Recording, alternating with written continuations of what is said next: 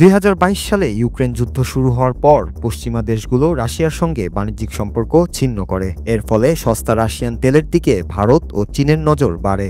বর্তমানে যুক্তরাষ্ট্রের আরোপিত নিষেধাজ্ঞা ও শুল্কের কারণে ভারত ও চীন বাণিজ্যে চাপ পড়েছে, যার ফলে এই তিন দেশ যুক্তরাষ্ট্রকে অভিন্ন প্রতিপক্ষ হিসেবে দেখছে।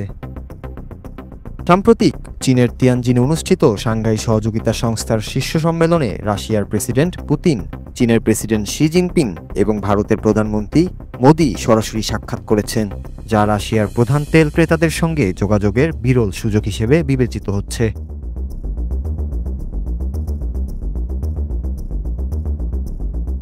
রাশিয়ার তেল ও গ্যাস রপ্তানি দেশের বাজেটের 1/4 সমতুল্য।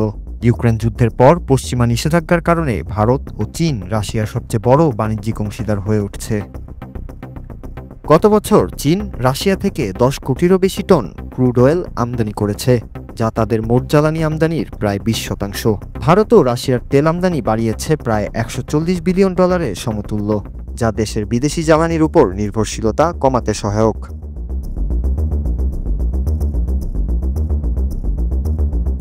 ভারতের রাশিয়ান তেল কেনার ফলে যুক্তরাষ্ট্র 25% শুল্ক আরোপ করেছে, যা দিল্লির জন্য চ্যালেঞ্জ তৈরি করছে।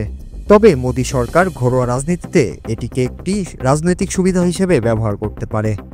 বিশেষজ্ঞরা বলছেন, সস্তা রাশিয়ান তেল ভারতকে অর্থনৈতিকভাবে লাভবান করছে এবং যুক্তরাষ্ট্রের চাপের মুখে ভারতের অবস্থানকে শক্তিশালী করছে।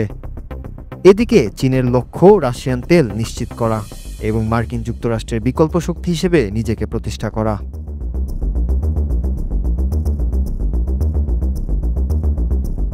বিশ্লেষকরা মনে করছেন, এই সম্মেলন তিন দেশের পারস্পরিক সম্পর্ক আরও দৃঢ় করার সুযোগ হিসেবে কাজ করছে। রাশিয়া ভারতের বাজারে আরও তেল রপ্তানির সুযোগ পেতে পারে, তবে চীনের মতো একই ধরনের শর্ত সাপেক্ষ ছাড় নাও পেতে পারে। দীর্ঘমেয়াদী ভূরাজনৈতিক টানাপোড়েন ভুলে এই তিন দেশ বর্তমানে মার্কিন শুল্ক আরোপ ও অর্থনৈতিক চাপের মোকাবেলায় একসঙ্গে কাজ করার স্বার্থ খুঁজে পেয়েছে।